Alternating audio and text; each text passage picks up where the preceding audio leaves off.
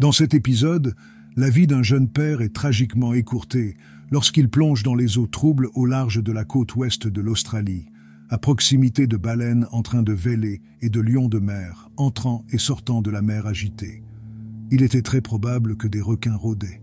Les plongeurs professionnels connaissaient les dangers et entraient dans l'eau à leur propre risque. Ils ne se doutaient pas des terribles événements qui allaient se dérouler sous les vagues. Si vous aimez la vidéo, n'oubliez pas de liker et de vous abonner. C'est la terrifiante attaque de requins sur David Weir. Bienvenue chez Ferocefin. Dès son adolescence, David Weir aimait plonger dans les eaux australiennes. Il détenait un brevet de plongée professionnelle depuis plus de 10 ans et était très expérimenté dans l'eau. Il était marié et père de 2 enfants, âgés de 13 et 3 ans. Il avait travaillé comme matelot sur un bateau à crabes et venait de recevoir une offre d'emploi comme plongeur professionnel. Son objectif était de pêcher des ormeaux.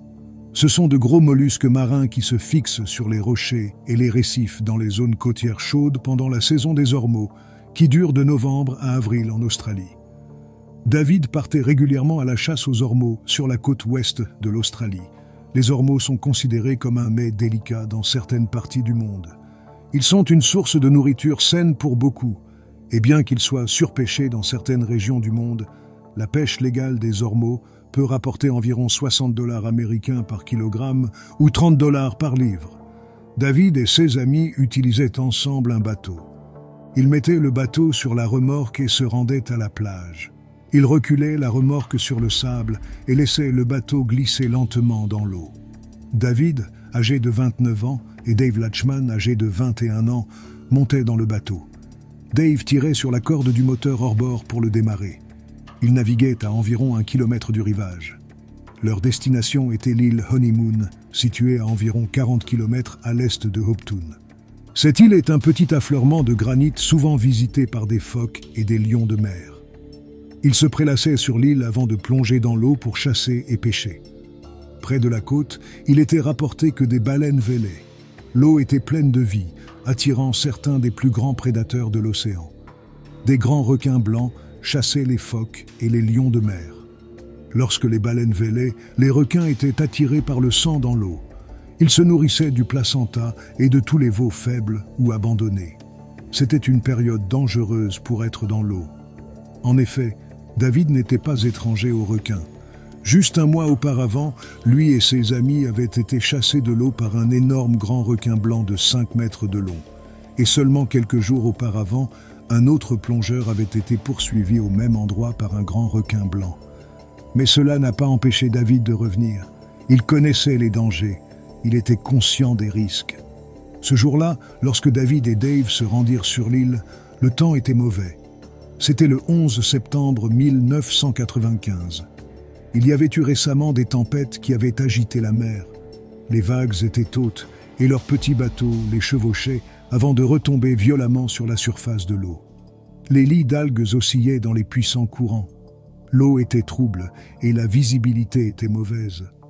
Mais David savait où se trouvaient les ormeaux.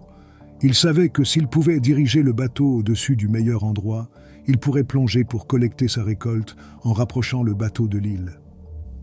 Dave maintenait le bateau immobile pendant que David enfilait son équipement de plongée. Il utilisait la plongée en hookah, une méthode où un plongeur respire à travers un tuyau connecté à la surface de l'eau, ce qui signifie qu'ils n'ont pas besoin de bouteilles d'oxygène dans le dos. David avait également une petite bouteille d'oxygène de secours avec son propre régulateur. Il l'attacha à sa ceinture pour les urgences. Il enfila sa combinaison en néoprène longue et attacha la ceinture de plomb autour de sa taille. Une poche était fixée à sa ceinture et il tenait un couteau dans sa main. L'eau était profonde de 8 à 10 mètres. David devait plonger jusqu'au fond et fouiller les rochers à la recherche des ormeaux qui y adhéraient en grand nombre. Dave observait son ami disparaître sous la surface rugueuse. Quelques secondes plus tard, un tourbillon se forma dans l'eau.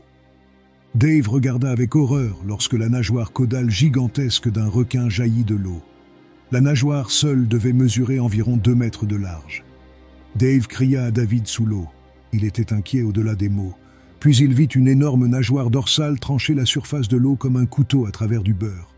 Il y avait plus d'agitation dans l'eau, des remous et des sifflements. Quelques secondes plus tard, les bulles blanches se colorèrent de rouge. Dave ne pouvait pas voir ce qui se passait sous l'eau. David doit avoir plongé exactement au moment où le requin passait. L'attaque eut lieu quelques secondes seulement après que David soit passé sous la surface. Dave manœuvra frénétiquement le bateau au milieu de l'eau teintée de sang. Il saisit le système Hooka. Il tira sur le tuyau d'approvisionnement en air. Il était lâche. Il n'y avait aucune résistance. Il continua à tirer et ramena la ligne à bord. Puis il atteignit la fin de la ligne. Toujours attachée à celle-ci se trouvait une ceinture déchirée. Et attachée à la ceinture se trouvait la petite bouteille d'oxygène de secours avec des traces de morsure. Il n'y avait aucune trace de David en vue. Dave se pencha par-dessus le côté du bateau. Il scruta l'eau et appela désespérément. Mais il n'y avait aucune trace de lui ni du requin. Puis il vit quelque chose émerger des profondeurs. Il pouvait à peine discerner une ombre. Quelque chose se rapprochait de la surface. À la grande horreur de Dave, le corps de David émergea à la surface. Il avait été gravement blessé et tragiquement, il était évidemment mort. Dave a essayé de saisir le corps de son ami. Il s'est penché profondément sur l'eau et a désespérément essayé de saisir David par le haut du corps. Mais ses mains glissaient encore et encore. Quelques instants plus tard, le corps de David a coulé. Complètement choqué et dévasté, Dave a mis les gaz pour retourner à la côte. Le moteur hurlait et rugissait alors qu'il fonçait sur les vagues. Il a conduit le bateau sur la plage de Starvation Bay et a sauté rapidement sur le sable. Il a appelé quelques pêcheurs à proximité qui ont accouru quand il leur a raconté ce qui s'était passé. Ils sont tous montés dans leur véhicule et ont emmené Dave à Hopetown pour signaler l'incident aux autorités. Les événements de cette terrible journée hantent naturellement toujours ceux qui connaissaient et aimaient David. Et ses amis ont toujours parlé de lui en des termes élogieux, de la carrière de pêcheur passionnante qu'il attendait et de sa jeune famille qu'il laissait derrière lui. Malgré les attaques de requins qui se produisent dans les eaux australiennes, on ne s'attend jamais à ce que cela arrive à soi-même ou à un être cher. Après un tel incident tragique, il y a toujours des discussions sur les requins et les mesures nécessaires pour assurer la sécurité des personnes dans l'eau. Sur certaines des plages les plus populaires d'Australie, des lignes de pêche et des filets anti-requins sont installés. Bill Foster, qui travaillait à l'époque pour la Australian Marine Conservation Society, a déclaré que le requin avait probablement confondu David avec un lion de mer ou un bébé baleine. De tels commentaires ont déjà été faits. Ils soutiennent que les requins sont très intelligents et peuvent distinguer la différence entre les humains et leurs proies habituelles. Mais les requins sont aussi des prédateurs opportunistes. Et lorsque c'est la saison des mises bas des baleines et qu'elles mettent bas à seulement quelques kilomètres d'un site de plongée, il est très probable que l'eau attire davantage de requins. Cependant, David n'a pas été entièrement dévoré par le requin.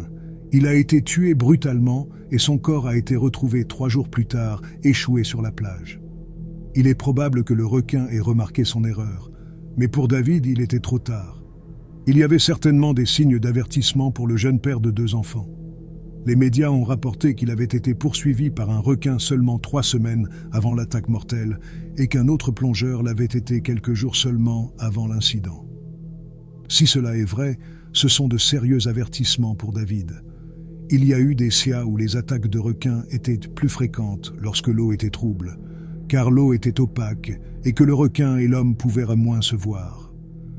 Le jour de l'attaque de requins, l'eau était pleine d'algues et la visibilité sous l'eau était mauvaise. Tout cela suggère que c'était une plongée très dangereuse que David entreprenait. Et le malheur aurait pu être évité si les conditions ou la saison avaient été différentes. Au lieu de cela, David Weir s'est aventuré dans l'eau malgré les risques qu'il connaissait, ce qui a conduit à sa fin tragique.